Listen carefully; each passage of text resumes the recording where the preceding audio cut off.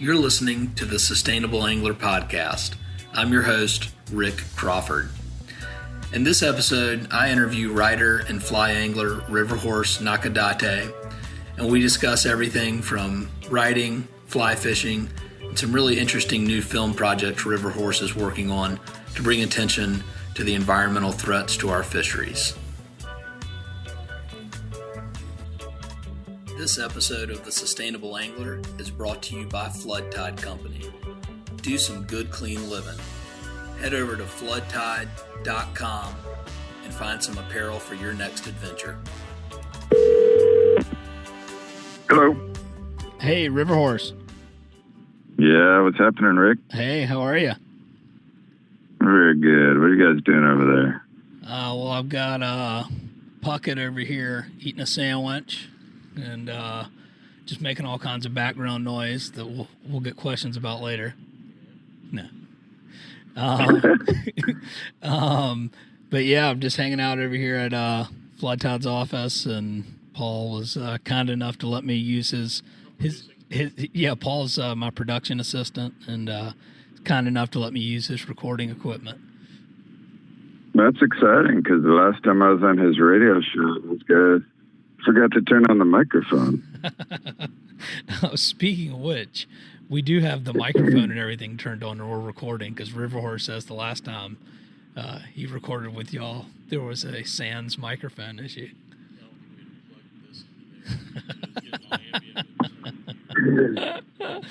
That's awesome.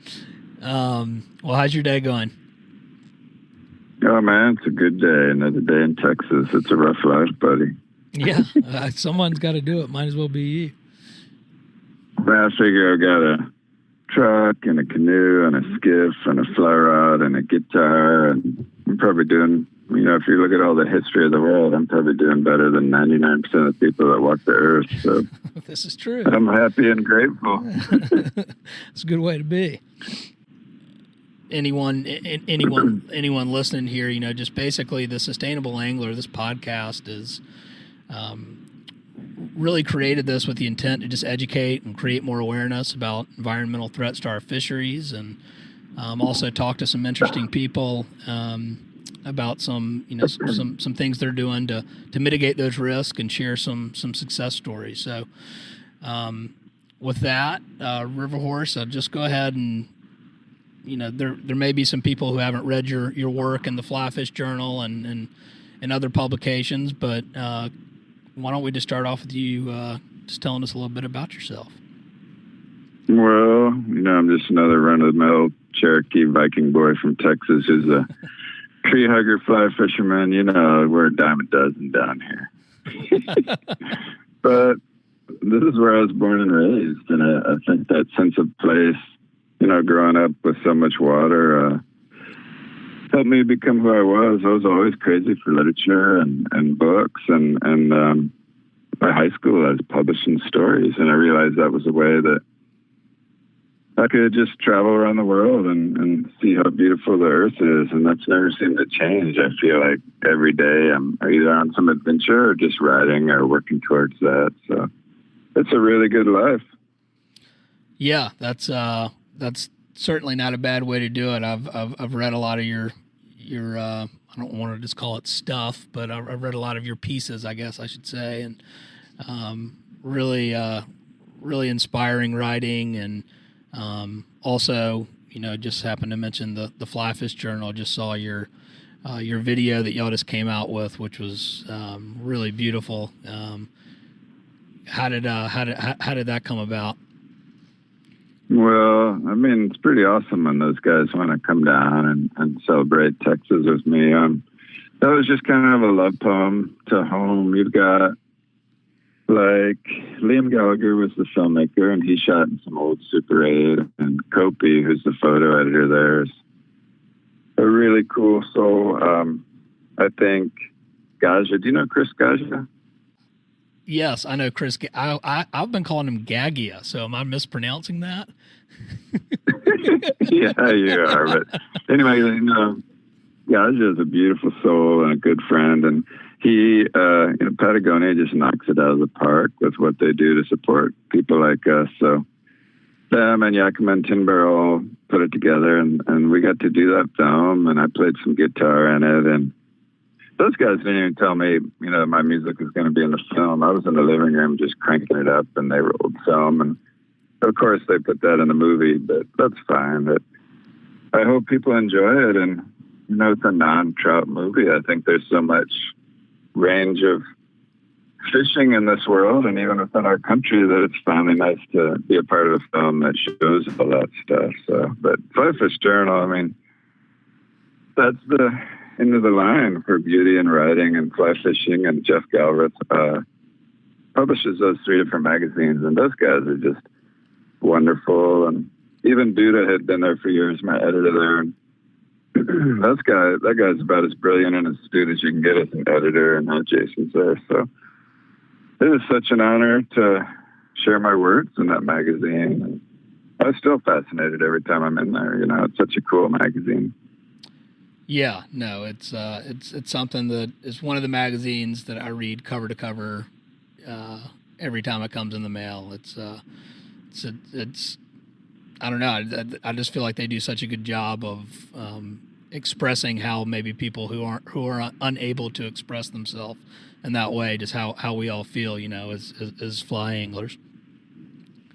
Yeah, and I figured out early on that I was always into seeking the most emotional content from life and the highest quality, whether it's with the words I'm writing or whatever. And that's a magazine that does that. They stand for that. And that's what my life's been about. I'm like, what is the canoe that rides the most beautifully in this water? What is the poetry? What are the music? And as far as the writing, that's the magazine that gets it. So I just love being a part of that with those guys.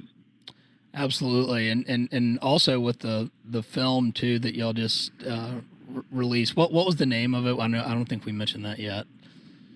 That was Love and Water, and there's a line in there in the narration where I just said basically that's what my life is about, is love and water. I'm old school, but I feel that love is really all that matters in this life, and that's what we're here for. So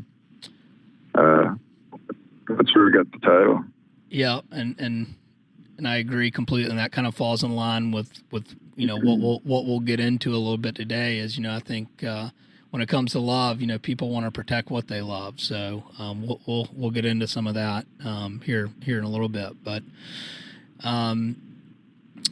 well, I know we had talked about a little bit.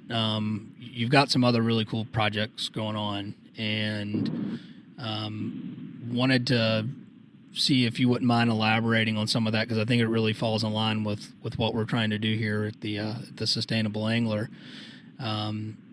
And you mentioned something to me about a few projects, so I got some bullet notes here. So what about the Boundary Waters project that you're working on?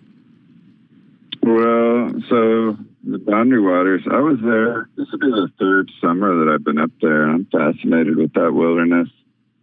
And 2 years ago, I soloed 62 miles, as far as I could go, all the way into Canada and back. And I had just come out of the wilderness and was in some field making coffee, and had my canoe and gear, and I was drying out everything. And I see this guy and his wife walk up with their little boy, and he said later they thought I was a homeless guy. He said, hey, what's going on here? I said, man, I just canoed 62 miles. It was just gorgeous. Caught all these smallmouth bass. There's fish, pike everywhere. It was beautiful. There were waterfalls. And I'm Riverhorse, nice to meet you. And he says, holy cow, I read all your stuff, blah, blah, blah. And I said, well, that's cool. And he says, I'm Tony Czech, the filmmaker. And I said, I know about you. And this is a guy who's made films for Lonely Planet, Red Bull, North Face, Toyota, Tundra commercials, and Coors. This is A-game territory. Those guys that drop in on helicopters. So I said, I would like to come back here and fish it again next summer. And he said that's where he's from. So within a couple of weeks, I just said, let's do something to help out this Boundary Waters. I'll put my words and my adventures together with your filmmaking, and let's do a personal project. And for the people that don't know, I think 20% of our fresh water in all the national forest system is up in the boundary waters. Really?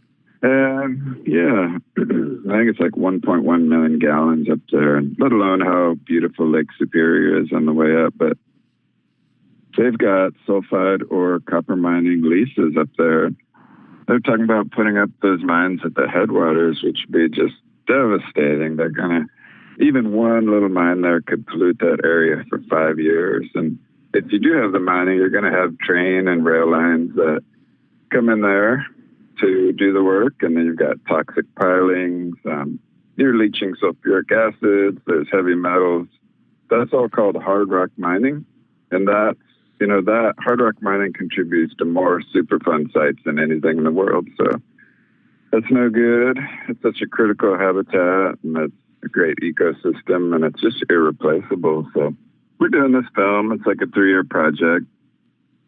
And I'm just trying to show the beauty of that area and fish it, but just bring to light to a bigger audience what's going on and what's at stake up there. And there's the Save the Boundary Waters organization, and there's a gal named Lauren Eggert up there who's helping us get permits and working with us with some of the local people. But I mean, I should say, with mining, there's some awesome people, just like any industry, that up there, and they need jobs and they want to feed their families. So I'm going to do this project with Tony, but I don't have the answers for all the people. I don't know that yet, and I'm open-minded to it. And I'm not saying as one way is right over the other, but I don't believe in that mine. I don't think that's the place to put that stuff when there's something so sacred that we can't recover from if we mess it up. So that's what that film's about. And just to work with Tony, when I get to do films with that guy, somebody that brilliant, everything makes sense.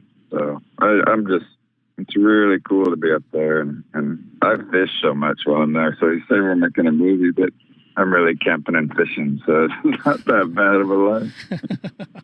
No, that's certainly a good way to do it. And something that you said, which brings up an interesting point, that I think this film, hopefully is going to show a lot of people what we're up against with, growing worldwide population. How do we protect certain areas from whether it's mining, development, oil and gas.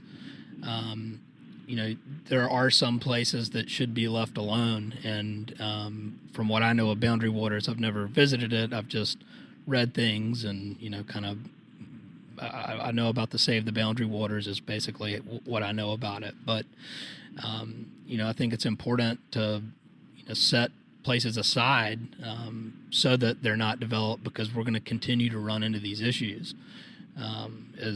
Like I said, as world population continues to grow, how are we going to provide for everyone? So it certainly poses an interesting question. Yeah, and you look at the research that's coming out all over about what happens to our hearts and souls when we get out in wilderness and nature instead of this world where it's all technical and cell phones and screen time. And you get out in nature and it changes everything. There's nothing more restorative and healing and nurturing than that. So we have to have these resources for us. We've got issues of overfishing and deforestation, and we gotta do some things different now. It's time. Yeah. Well, yeah, it definitely is. Well, what about? Sorry to shift gears a little bit, but one of the projects I'm really interested in learning more about that you're working on is global warming in the Arctic Circle. So I'm talking about.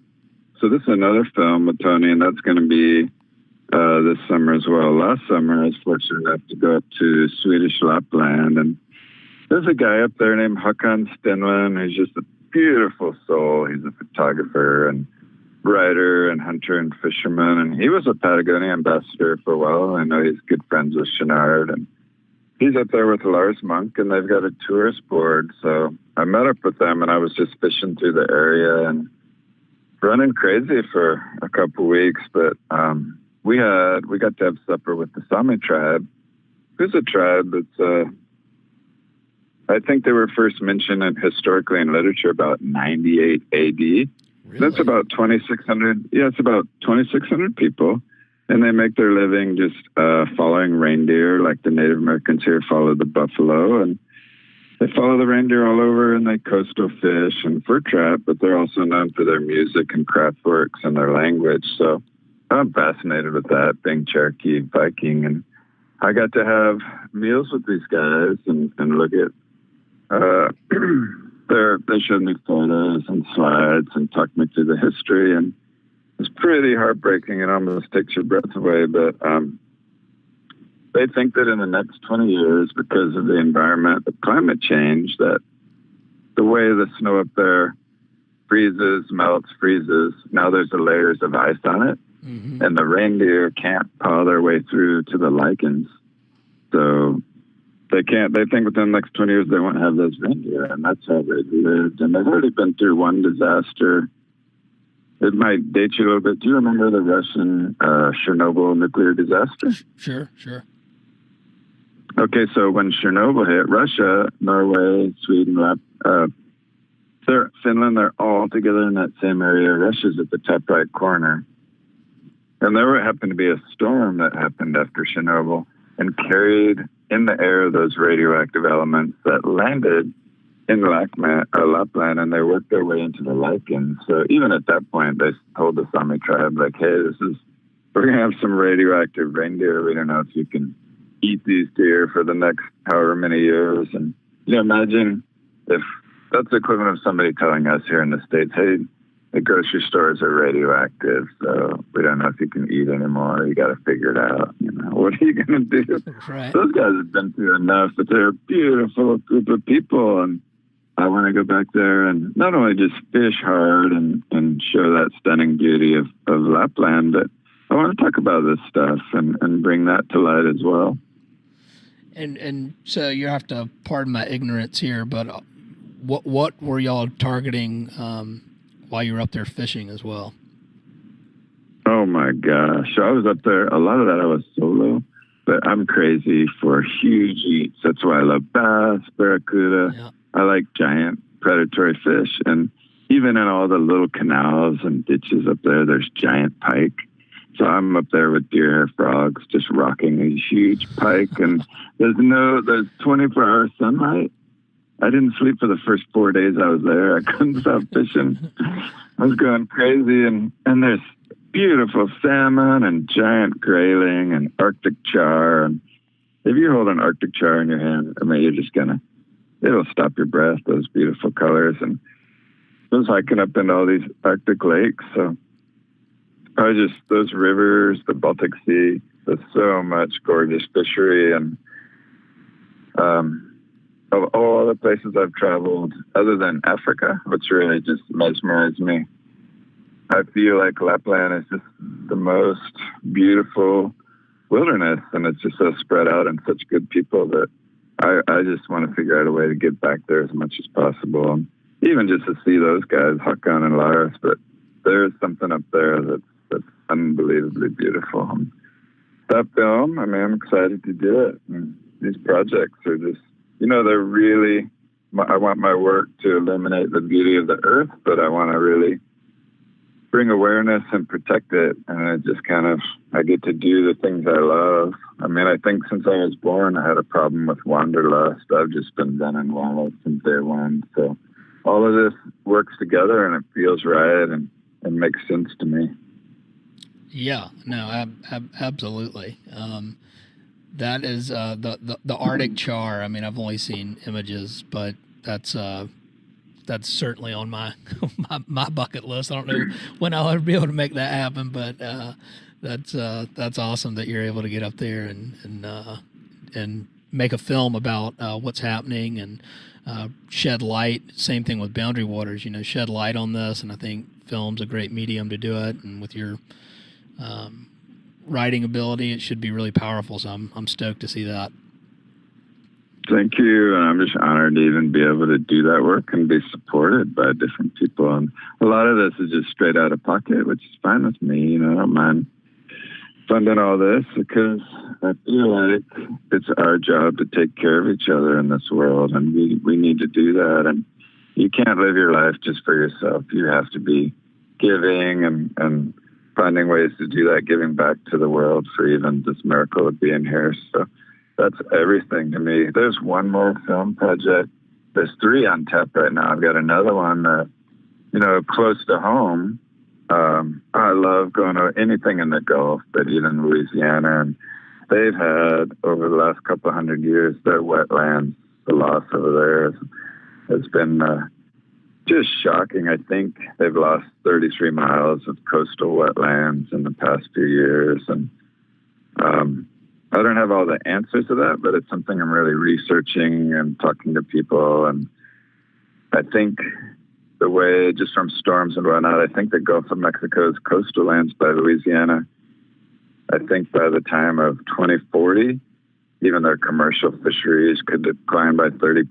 And we're talking about 50,000 jobs that are related to fishing and processing it and wholesale activities. So all this is at risk. Then you've got, in those areas, they provide us food staples and basic minerals. You got sugar, rice, salt, sulfur. You don't even think of that from Louisiana, and all that comes from there. And unbelievable populations of migratory birds and wildlife that are absolutely dependent on those marshes and swamps.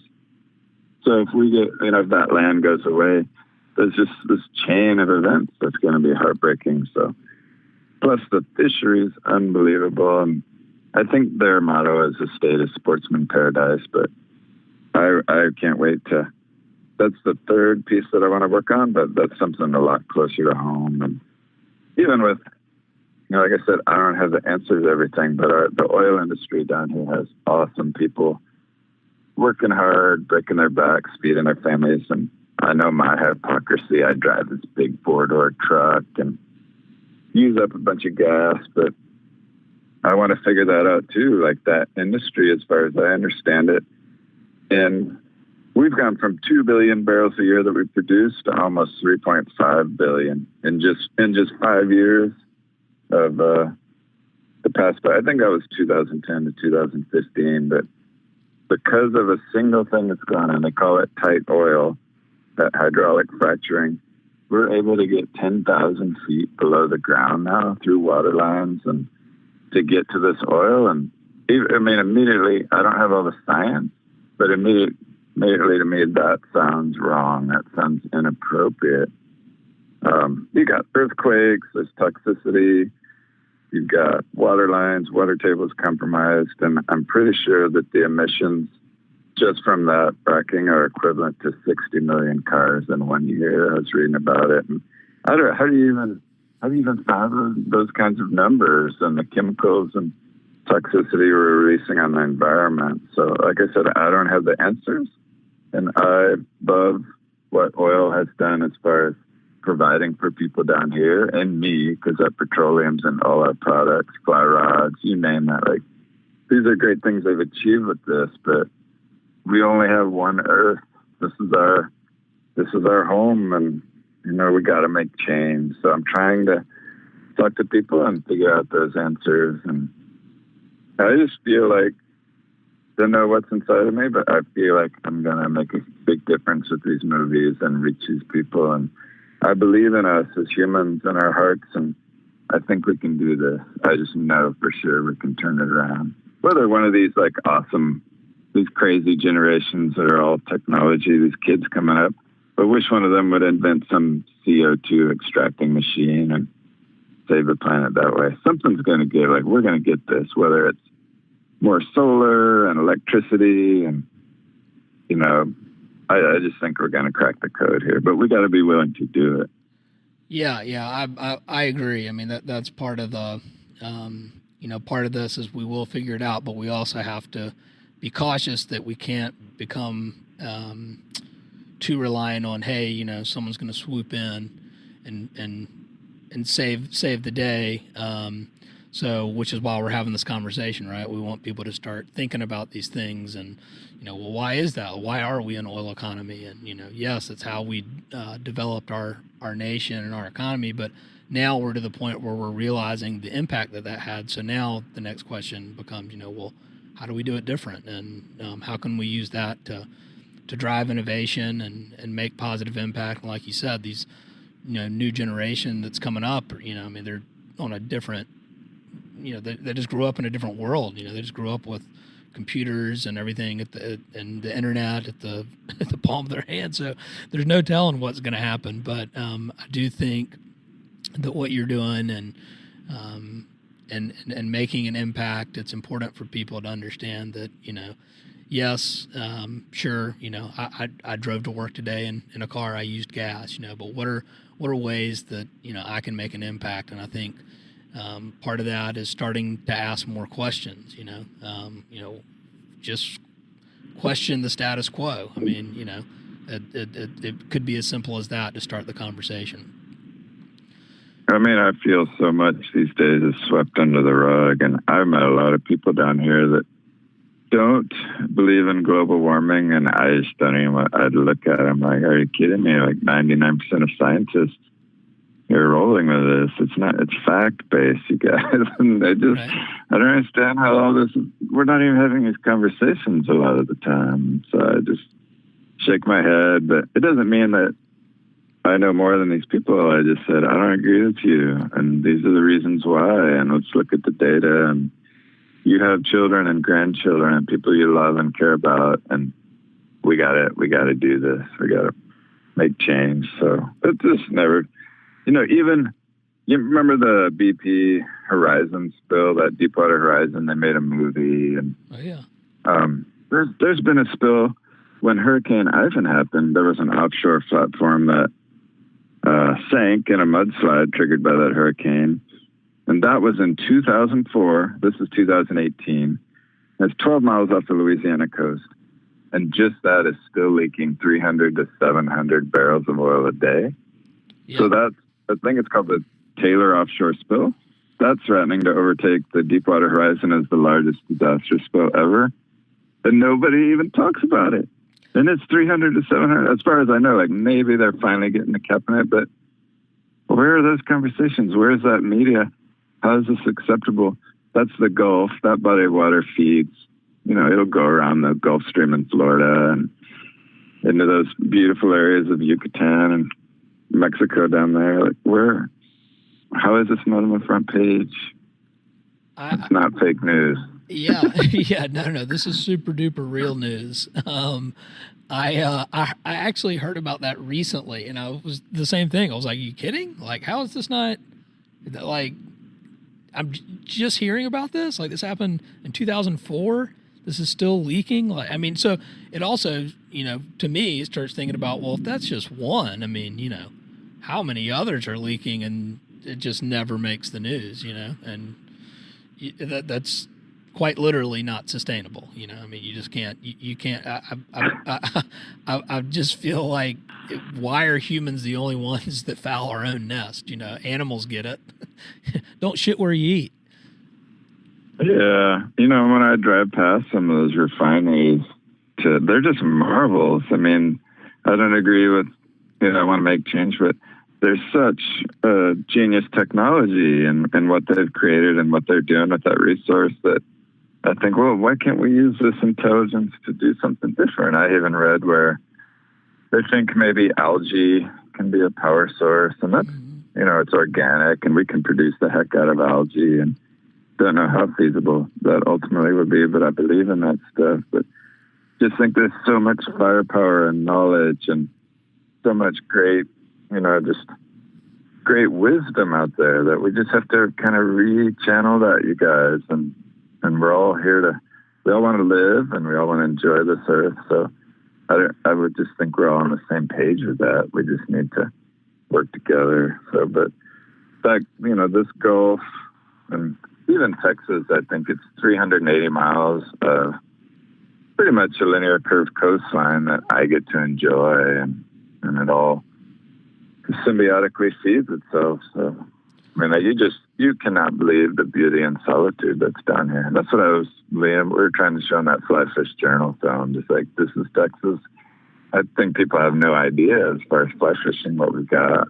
So I hope that came across, even in some of that drone footage. Well, it definitely did for me. I've never spent any time in Texas other than like a layover or something in Dallas. So it definitely opened my eyes to just the landscape and how beautiful it is, and but also for me relatable being in the Southeast.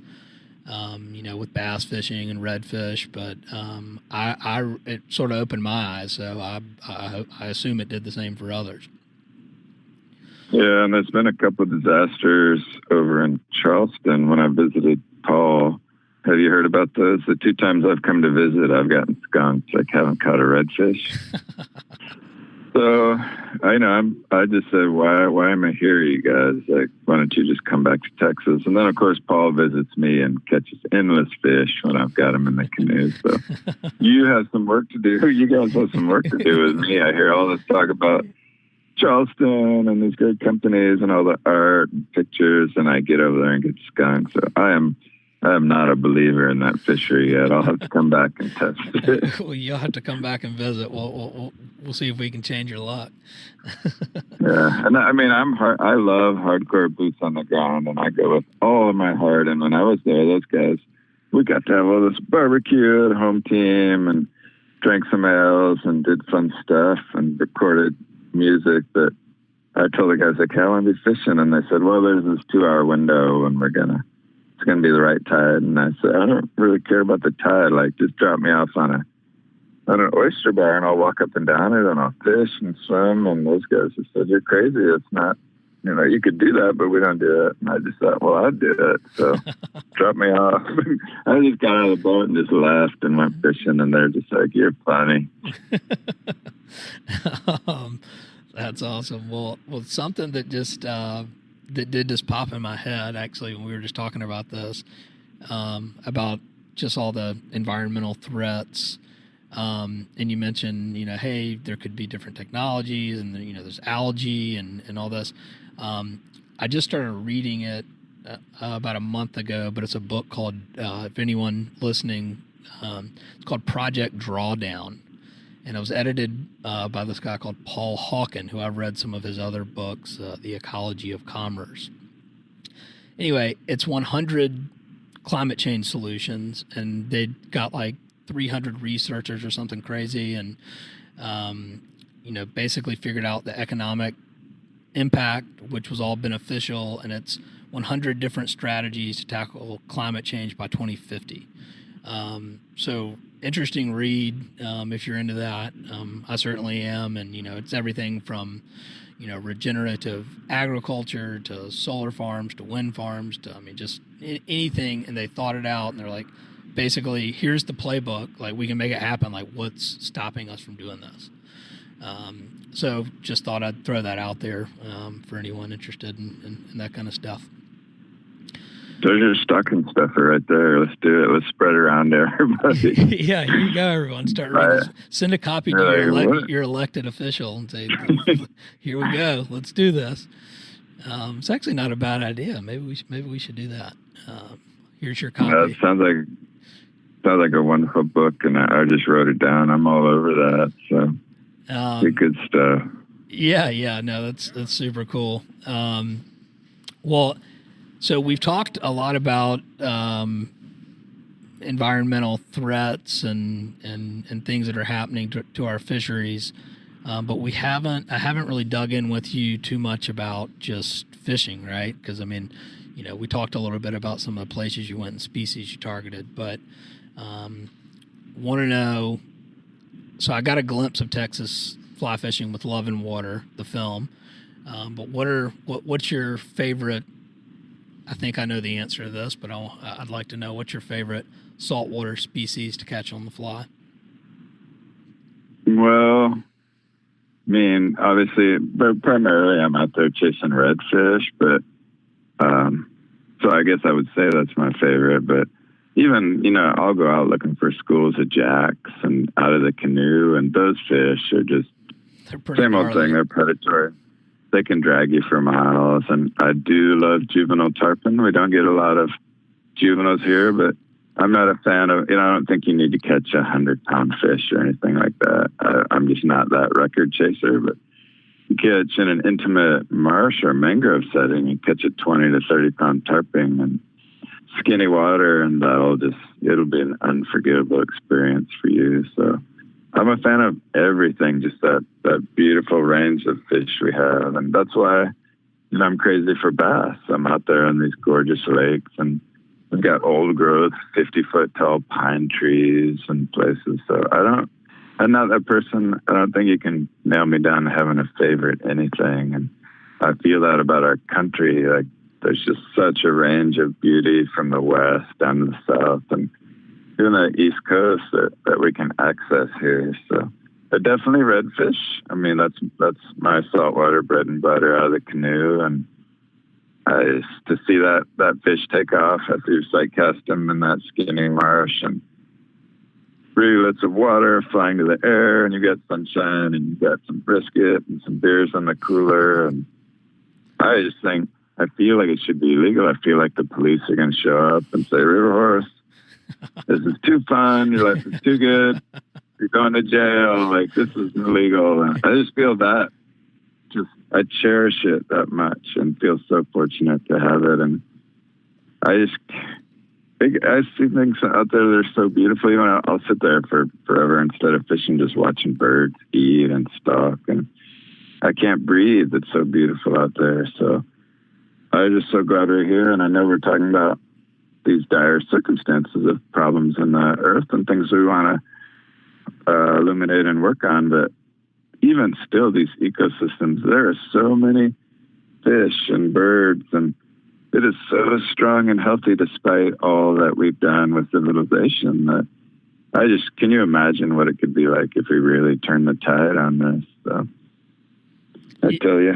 Yeah, I agree, and I think it goes back to what we were sort of talking about at the beginning of the conversation. I mean, I think that you protect what you love, and the more you're outside, the more you're out there and enjoying fishing. I think that's pretty much why most anglers have sort of a conservation ethos, and want to protect it, because you just couldn't. I certainly couldn't imagine life without those opportunities. So certainly a worthy endeavor. Yeah, there's some other fish down here that people don't talk about, but much. But there's the Spanish mackerel, and do you guys have them up there? You must have them. Yeah, we do.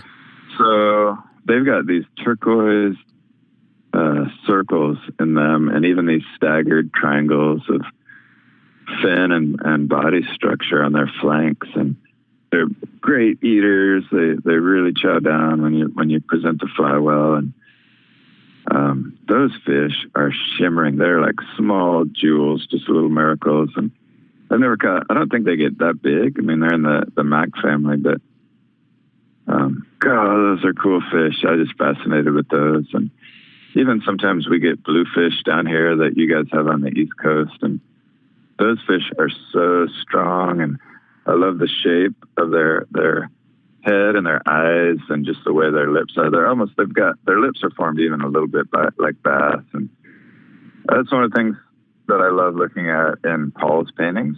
Yeah. How he approaches their lines of their symmetry in their bodies. And if you look at Paul's work, a lot of times he kind of accentuates some of those parts of those fish's bodies, and there's other artists who just kind of stick to the line. I think I've seen Paul's work that he draws on those and highlights them, and they kind of pop. There's more dimension to them. So I feel that when I see these different fish, I almost, you have that moment where you hold them in your hands and they're looking at you, and they're all different wild creatures. They're just miracles for sure. Yeah, I couldn't agree more with you, especially with Paul's work too. It's Paul Puckett, everyone, but yeah, it's really is a miracle. And speaking of which, what are your what's your freshwater miracles that you like to hold? 10-pound bass. Yeah. 10-pound bass. Well, I've caught them on fly rod that size, and when me tell you, it gets pretty exciting when you get a big girl like that on there. And I use those stage bluegill rods, those little 7-foot bass fishing rods. I use their smallest one, and so I just love approaching fish like that because you're going to feel them vibrate and through your hands and forearms, and you feel that fish in your body while you play those bass. So I'm bass crazy. I know you saw it in the film, and that was just the tip of the iceberg. And we stuck fish for 8 days, and it's a short little movie, but Texas and bass or something else. And you guys when I was visiting you guys, I Googled from flood tide and found some bass lakes. And I said, hey guys, can we walk over here and fish this? And they said, oh, we never thought of that. And I was like, look at it. There's bass right down the street. Like, we should be there now. And they're all, we're doing our work. And I was like, well, I'm not. So I'm going bass fishing. Yeah, see you later. There's actually a little pond behind their new office location and showroom. So maybe we'll get some. You're kidding. No, I mean, it's super small, but I'm willing to try anything to feel some. Throw some bluegill in there, even. Yeah, anything to get a little electricity on the end of the line. I mean, if I were an artist, I could spend a life just painting bluegill, pumpkin seeds, crack. Those fish are incredible. Red ears, they're just all their colors and their heart. Those are great fish, especially for children, to introduce them to successful fishing. Because if you want kids to love fishing, you got to put it on some fish. It just basically comes down to that. Yeah, you have to be seasoned to enjoy not catching fish. Which is what we do down here in Texas. We catch a bunch of fish as opposed to what I've seen in Charleston. Paul stepped away, but I'm gonna have to let him know about this. He knows. He's heard it from me. Yeah. You're not scared. He's heard it. Cool. Well, Riverhorse, I do want to be cognizant of your time, but I did just want to maybe see if if there was a message you'd like to leave for anglers about, whether it's climate change or just different environmental threats, mining, what have you. If there's a message that you could leave with them, what would it be? You betcha. And it all comes down to love for me. And I think we need to take care of this earth and take care of each other. And it's as simple as that. But, there's people that say, when should I fish? What tide should I? You need to get outside. It's there waiting for you. You go today. Even if you're a working guy or gal and you're at that office space, even if it's dark, you can throw on a little headlamp and go for a walk in some little park near you, or get outside, and it's going to change your life, and you'll just start doing it more and more. But I can't imagine a life without immersing myself at the hips in it every day. So you guys need to take care of each other, love each other, and get out on this earth. It's a miracle. Yep. Well, I absolutely agree. And Riverhorse, I really appreciate you taking the time to talk with me. And I think we have successfully accomplished our mission here to educate and create a little bit more awareness about what's going on. And I just really thank you for your writing. I'm really stoked about these new films. Love and Water was excellent, and just looking forward to seeing what you're up to next. Yeah, we got those films coming out, and if we watch Flyfish Journal, I've got a bass coming out in the winter issue that's about to hit, and I think that's gonna kind of tear down the house with laughter. That's there's an ebb and flow to my work. I try to write really joyous, hilarious, fun stuff, and then other times I want that deep content and get really serious and far below the skin. And so there's some pieces come out in Flyfish Journal, and we're doing another Writer on the Fly tour that Jason Rolfe, the new editor of Flyfish Journal, does. We're going to be in so if anybody listens from out there, we're there January 30th through into February, just like Bend, Oregon, Portland, Seattle, Bellingham, up to the British Columbia border. So there's so much fun stuff to look forward to, I tell you. I can't wait to see you out there, and hopefully you come through Texas. Yeah, well, I certainly want to make it out that way, so we'll have to figure out a way to make that happen. But anyway, again, thank you so much, Riverhorse. I really appreciate your time, and I'll look forward to catching up with you soon. You got it, and thank you so much for fighting a good fight. Everything you're doing with your life is what we should aspire to. I really appreciate what you're doing, buddy. Well, thanks. That really does mean a lot, so I appreciate that. Okay, take care up there, and tell Paul, make sure he turned on the microphone. If he didn't record this, I'm going to kick his ass. I'll kick his ass anyway. Kick his ass every time I see him. All right, take care, buddy. Take it easy. Thanks for listening to the Sustainable Angler Podcast. Don't forget to follow us on Spotify, iTunes, and SoundCloud. And for the latest in fly fishing and sustainability, visit emergerstrategies.com.